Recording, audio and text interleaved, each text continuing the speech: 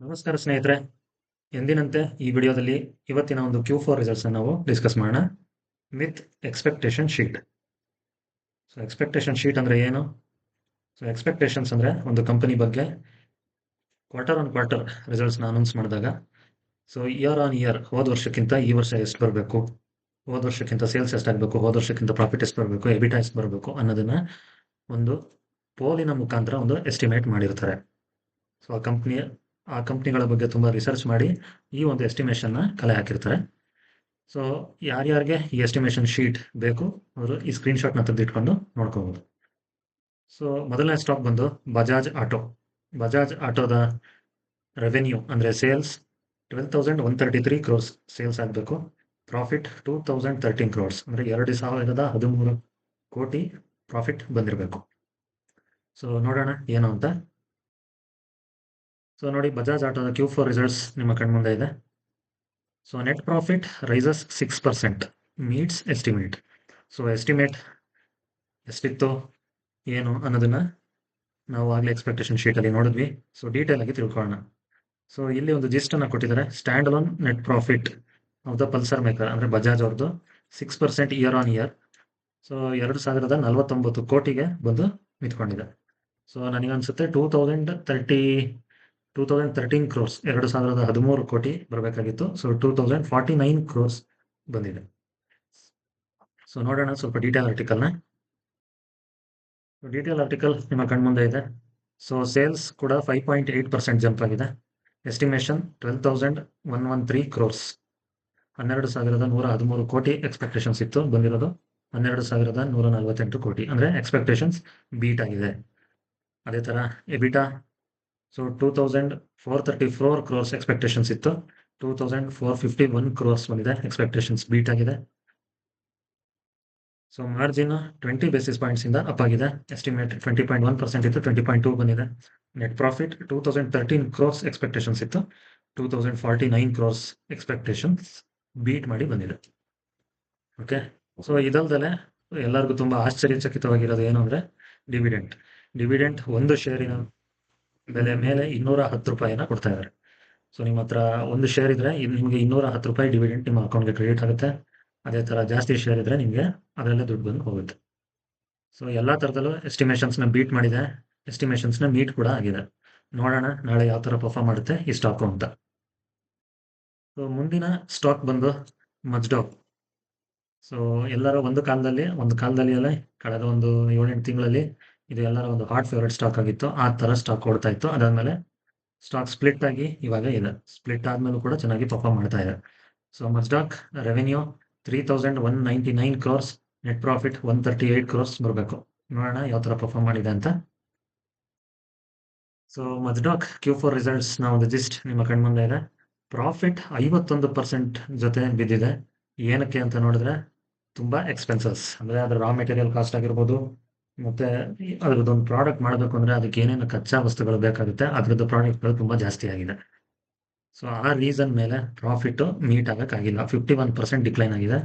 So margin ಕೂಡ ಇದರಲ್ಲಿ ಒಂದು ಶಾರ್ಪ್ ಹಿಟ್ ಅಂದರೆ ತುಂಬ ಹೊಡೆತ ಬಿದ್ದಿದೆ ಮಾರ್ಜಿನಲ್ಲೂ ಕೂಡ. ಸೊ ನೋಡಿ, ಇದರದ್ದು ಮಾರ್ಜಿನ್ಸ್ ಕಾಂಟ್ರಾಕ್ಟೆಡ್ ಟು 2.8%. ಮೊದಲು ಎಷ್ಟಿತ್ತು 16.9% ಇತ್ತು, ಅಲ್ಲಿಂದ 2.8% ಬಿದ್ದಿದೆ. ಸೊ ಹ್ಯೂಜ್ ಆಗಿ ಎಕ್ಸ್ಪೆಕ್ಟೇಷನ್ಸ್ ಮಿಸ್ ಆಗಿದೆ. ಸೊ ಡೀಟೇಲ್ನ ಚಿತ್ರಣ ಏನು ಅಂತ ನಾವು ಒಂದ್ಸರಿ ನೋಡೋಣ ಬನ್ನಿ. ಸೊ ನೋಡಿ, ರೆವೆನ್ಯೂ 2.3% ಇಂದ ಅಪ್ ಆಗಿದೆ. ಸೊ ಲಾಸ್ಟ್ ಇಯರ್ 3,103 ಕ್ರೋರ್ಸ್ ಬಂದಿತ್ತು, ಈಗ 3,174 ಕ್ರೋರ್ಸ್ ಬಂದಿದೆ. ಸೊ ಎಬಿಟಾ ನೋಡಿ 83% ಡೌನ್ ಆಗಿದೆ, ಅಂದರೆ 90 ಕ್ರೋರ್ ಬಂದಿದೆ. ಲಾಸ್ಟ್ ಟೈಮ್ 524 ಕ್ರೋರ್ಸ್ ಬಂದಿತ್ತು. ಸೊ ಇದು ತುಂಬ ಹ್ಯೂಜ್ ಮಿಸ್ ಅಂತ ನಾವು ಹೇಳ್ಬೋದು. ಸೊ ಮಾರ್ಜಿನ್ ಕೂಡ 2.8% ಬಂದಿದೆ, 16.9%ನ ವಿರುದ್ಧವಾಗಿ. ಓಕೆ. ಸೊ ನೆಟ್ ಪ್ರಾಫಿಟ್ ನೋಡಿ 51% ಡೌನ್ ಆಗಿದೆ. 663 ಕ್ರೋರ್ಸ್ ಲಾಸ್ಟ್ ಇಯರ್ ಬಂದಿತ್ತು, ಇವಾಗ 325 ಕ್ರೋರ್ಸ್ ಬಂದಿದೆ.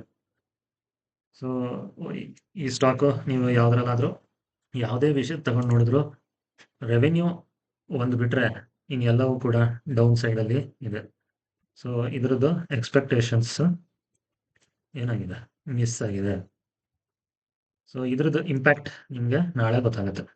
ಸೊ ಯಾವ ಥರ ಇಂಪ್ಯಾಕ್ಟ್ ಅನ್ನೋದು ನಾಳಿನ ಒಂದು ಸ್ಟಾಕ್ ಮಾರ್ಕೆಟಲ್ಲಿ ನಿಮ್ಗೆ ಗೊತ್ತಾಗುತ್ತೆ. ಇದಕ್ಕೆ ಕಾದ್ ನೋಡಬೇಕು. ಸೊ ನೆಕ್ಸ್ಟ್ ಕಂಪ್ನಿ ಶೇರ್ ಯಾವುದು ಅಂದರೆ Suzlon energy. So Suzlon energy ನಿಮ್ಗೆಲ್ಲರಿಗೂ ಗೊತ್ತಿದೆ, ಒಂದು ವಿಂಡ್ ಎನರ್ಜಿ ತಯಾರು ಮಾಡುವಂಥ ಕಂಪನಿ. ಸೊ ನೋಡೋಣ, ರೆವೆನ್ಯೂ 3,842 ಕ್ರೋರ್ಸ್ ರೆವೆನ್ಯೂ ಬರಬೇಕು, ನೆಟ್ ಪ್ರಾಫಿಟ್ 456 ಕ್ರೋರ್ಸ್ ಬರಬೇಕು. ಸೊ ಯಾವ ಥರ ಪರ್ಫಾರ್ಮ್ ಮಾಡಿದ್ದಾರೆ ಅಂತ ನೋಡ್ಕೊಂಬರೋಣ. So Suzlon energy Q4 results ನಮ್ಮದು ಜಿಸ್ಟ್ ನಿಮ್ಮ ಕಣ್ಮುಂದೆ ಇದೆ. Profit up nearly 5-fold on strong revenue. So margin boost ಅಂದರೆ ಪ್ರಾಫಿಟ್ಟು ನಿಮಗೆ ಲಾಸ್ಟ್ ಇಯರ್ಗಿಂತ 5 ಪಟ್ಟು ಜಾಸ್ತಿ ಆಗಿದೆ.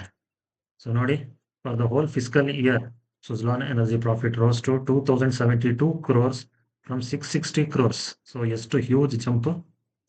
ಸೊ ಏನು ಅಂದರೆ ತುಂಬ ಚೆನ್ನಾಗಿ ಸೇಲ್ಸ್ ಆಗಿದೆ, ತುಂಬ ಚೆನ್ನಾಗಿ ಇನ್ಕಮ್ ಬಂದಿದೆ.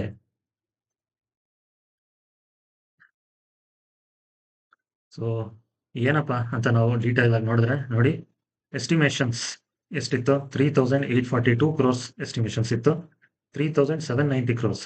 ನಾವು ಎಸ್ಟಿಮೇಷನ್ಗೆ ಕಂಪೇರ್ ಮಾಡಿದ್ರೆ ಪ್ರಾಫಿಟ್ ಹೌದು ಮಿಸ್ ಆಗಿದೆ, ಬಟ್ ಇದ್ರದ್ದು ಯಾವ ಥರ ಇವರು ಒಂದು ಕಾಂಪನ್ಸೇಟ್ ಮಾಡ್ಕೊತಾರೆ ಅಂದರೆ, ರೆವೆನ್ಯೂ ನಮಗೆ ಲಾಸ್ಟ್ ಇಯರ್ಗೆ ಹೋಲಿಸ್ಕೊಂಡ್ರೆ 2,196 ಕ್ರೋರ್ಸ್ ಬಂದಿತ್ತು, ಈ ಸತಿ 3,790 ಕ್ರೋರ್ಸ್ ಬಂದಿದೆ. ಸೊ ಇದು ಪ್ಲಸ್ ಪಾಯಿಂಟ್.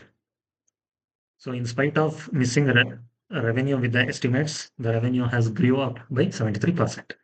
ಅದೇ ಥರ ಎಬಿಟಾ 104% ಗ್ರೋ ಆಗಿದೆ. ಲಾಸ್ಟ್ ಇಯರ್ 355 ಕ್ರೋರ್ಸ್, ಈ ಸತಿ 724 ಕ್ರೋರ್ಸ್. ಈ ಎಕ್ಸ್ಪೆಕ್ಟೇಷನ್ಸ್ ಎಷ್ಟಿತ್ತು, 267 ಕ್ರೋರ್ಸ್. ಸೊ ಮಾರ್ಜಿನ್ ನಮಗೆ 19.1% ಬಂದಿದೆ. ವೈ ಕಂಪೇರ್ ಮಾಡಿದ್ರೆ ಚೆನ್ನಾಗಿದೆ. ಎಕ್ಸ್ಪೆಕ್ಟೇಷನ್ಸ್ 21.9 ಇದೆ. ಸೊ ಅಲ್ಲಿ ಕೊಂಚ ಮಿಸ್ ಆಗಿದೆ. ಪ್ರಾಫಿಟಲ್ಲಿ ಎಕ್ಸ್ಪೆಕ್ಟೇಷನ್ಸ್ 456 ಕ್ರೋರ್ಸ್ ಎಕ್ಸ್ಪೆಕ್ಟೇಷನ್ಸ್ ಇತ್ತು, 1,182 ಕ್ರೋರ್ಸ್ ಬಂದಿದೆ, ಅಂದರೆ ನಿಯರ್ಲಿ 365% ಅಪ್ ಆಗಿದೆ. ಸೊ ಇದು ಕನ್ಸಾಲಿಡೇಟೆಡ್ ರಿಸಲ್ಟ್ಸ್. ಸೊ ಇದು ಒಂದು kind of mixed results, but in terms of ರೆವೆನ್ಯೂಲಿ ಎಕ್ಸ್ಪೆಕ್ಟೇಷನ್ಸ್ ಮಿಸ್ ಆಗಿದ್ರು. ಪ್ರಾಫಿಟ್ಸ್ ಜಾಸ್ತಿ ಆಗಿದೆ 73%. ಈ ಥರ ನೆಟ್ ಪ್ರಾಫಿಟಲ್ಲಿ 365% ಗ್ರೋತನ್ನು ಕೊಟ್ಟಿದೆ. ಸೊ ಎಬಿಟಾ ಮತ್ತು ಮಾರ್ಜಿನಲ್ಲಿ ಎಕ್ಸ್ಪೆಕ್ಟೇಷನ್ಸ್ ಮಿಸ್ ಆಗಿದ್ರು ಕೂಡ ಬೇರೆ ನೆಟ್ ಪ್ರಾಫಿಟ್ ಹಾಗೂ ರೆವೆನ್ಯೂಲಿ ಚೆನ್ನಾಗಿ ಬಂದಿದೆ. So I think market will cheer up tomorrow for this stock. So ಕಾದ್ ನೋಡಬೇಕು ನಾಳೆ ಯಾವ ಥರ ಪರ್ಫಾರ್ಮ್ ಮಾಡುತ್ತೆ ಅಂತ. ಸೊ ಉಳಿದಂತೆ ಒಂದು ಇಂಪಾರ್ಟೆಂಟ್ ನ್ಯೂಸ್ ನಿಮ್ಮ ಕಣ್ಮುಂದೆ ಇದೆ. ಸೊ ಏನಪ್ಪ ಅಂದರೆ, ಅಮೇರಿಕದ GDP ಡೇಟಾ ಹೊರಬಿದ್ದಿದೆ. ಶ್ರ್ಯಾಂಕ್ 0.2%, ಅಂದರೆ 0.2% Q1ನಲ್ಲಿ ಡಿಪ್ ಆಗಿದೆ. Okay, so as per revised estimate confirming contraction in the economy. So ಎಕಾನಮಿಯಲ್ಲಿ ಒಂದು ಕಾಂಟ್ರಾಕ್ಷನ್ ಆಗಿರೋ ಕಾರಣ GDP ಡೌನ್ ಆಗಿದೆ ಅಂತ ಇಲ್ಲಿ ಹೇಳಿದೆ. 0.2% ಡೌನ್ ಆಗಿದೆ. ಸೊ ಗೊತ್ತಿಲ್ಲ ನಾಳೆ ಮಾರ್ಕೆಟ್ ಇದಕ್ಕೆ ಯಾವ ಥರ ರಿಯಾಕ್ಟ್ ಮಾಡುತ್ತೆ ಅಂತ ನಾವು ಗೊತ್ತಿಲ್ಲ, ಕಾದ್ ನೋಡಬೇಕು. ಒಟ್ಟಿನಲ್ಲಿ ಅಮೇರಿಕನ್ ಮಾರ್ಕೆಟ್ GDP ಡೇಟಾ ಹೊರಬಿದ್ದಿದೆ. ಸೊ ಇದು 0.2% ಕಮ್ಮಿ ಬಂದಿದೆ. ನೋಡೋಣ ಮಾರ್ಕೆಟ್ ಇದಕ್ಕೆ ಯಾವ ಥರ ಪರ್ಫಾರ್ಮ್ ಮಾಡುತ್ತೆ ಅಂತ. ಸೊ ಆ್ಯಸ್ ಆಫ್ ನೌ ಇಲ್ಲಿ ಬೇರೆ ಡೌ ಜೋನ್ಸ್ ಯಾವ ಥರ ಪರ್ಫಾರ್ಮ್ ಮಾಡ್ತಾ ಇದೆ ಮತ್ತು ನ್ಯಾಸ್ಡ್ಯಾಕ್ ಯಾವ ಥರ ಪರ್ಫಾರ್ಮ್ ಮಾಡ್ತಿದೆ ಅಂತ ನೋಡಿ ವಿಡಿಯೋನ ವೈಂಡ್ ಅಪ್ ಮಾಡೋಣ ಬನ್ನಿ. ಸೊ US ನ GDP ಡೇಟಾ ಹೊರಬಿದ್ದಿದೆ. ಸೊ ಇದಕ್ಕೆ ಮಾರ್ಕೆಟ್ ರಿಯಾಕ್ಷನ್ ಫ್ಲಾಟ್ ಆಗಿದೆ. ಯಾವುದೇ ರೀತಿಯಾದ ಒಂದು ಗಡಿಬಿಡಿಗೊಳಗಾಗಿ ಸೆಲ್ ಆಫ್ ಅಂತೂ ನಡೆದಿಲ್ಲ. ಸೊ ನೋಡೋಣ ಕ್ಲೋಸಿಂಗ್ ಇದೇ ರೀತಿ ಫ್ಲಾಟ್ ಆಗಿರುತ್ತೆ ಅಥವಾ ಪಾಸಿಟಿವ್ ಹೋಗಿ ಮೇಲಕ್ಕೆ ಹೋಗಿ ಕ್ಲೋಸ್ ಆಗುತ್ತೆ ಅಂತ ಕಾದ್ ನೋಡಬೇಕು.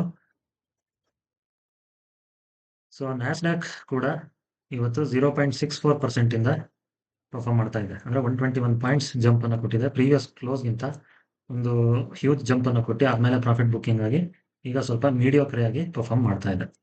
ಸೊ ನೋಡೋಣ ಕ್ಲೋಸಿಂಗ್ ಯಾವ ಥರ ಆಗುತ್ತೆ ಅನ್ನೋದ್ರ ಮೇಲೆ ನಮ್ಮ ಮಾರ್ಕೆಟ್ ನಿಂತಿದೆ. ಸೊ ವೀಕ್ಷಕರೇ, ಇಲ್ಲಿಗೆ ನಾನು ಈ ವಿಡಿಯೋನ ಮುಗಿಸ್ತಾ ಇದ್ದೀನಿ. ಈ ವಿಡಿಯೋದಲ್ಲಿ Q4 ರಿಸಲ್ಟ್ಸ್ ಮತ್ತು ಅಮೆರಿಕನ್ ಮಾರ್ಕೆಟ್ನ GDP ಡೇಟಾವನ್ನು ತಿಳ್ಕೊಂಡಿದ್ದೀವಿ. ಸೊ ನೀವೇ ಒಂದು ರಿಸರ್ಚನ್ನು ಮಾಡಿ, ಒಂದು ಅನಾಲಿಸಿಸನ್ನು ಮಾಡಿ. ಖಂಡಿತ ಸ್ಟಾಕ್ ಮಾರ್ಕೆಟ್ ತುಂಬ ಒಂದು ಒಳ್ಳೆ ಸಬ್ಜೆಕ್ಟ್. ಇದನ್ನು ಬೇರೆ ರೀತಿ ತಗೋಬೇಡಿ. ನಮ್ಮ ಇಂಡಿಯಾದಲ್ಲಿ ಇದ್ರ ಬಗ್ಗೆ ಅವೇರ್ನೆಸ್ ತುಂಬ ಕಮ್ಮಿ ಇದೆ. So stock market is good. So ಬುದ್ಧಿ ಉಪಯೋಗಿಸಿ ದುಡ್ಡು ಮಾಡುವಂಥ ಒಂದು ಸೆಕ್ಟರ್ ಅಂದರೆ ಅದು ಇದೇನೆ.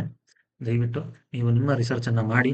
ಇಷ್ಟು ಡೇಟಾ ನಾನು ಕೊಟ್ಟಿದ್ದೀನಿ, ಕಂಪ್ನಿಗಳ ಬಗ್ಗೆ ರಿಸರ್ಚನ್ನು ಮಾಡಿ ಅಂತ ಹೇಳ್ತಾ ಈ ವಿಡಿಯೋನ ಇಲ್ಲಿಗೆ ಮುಗಿಸ್ತೀನಿ. ಟಾಟಾ, ಬೈ ಬೈ, ಜೈ ಹಿಂದ್.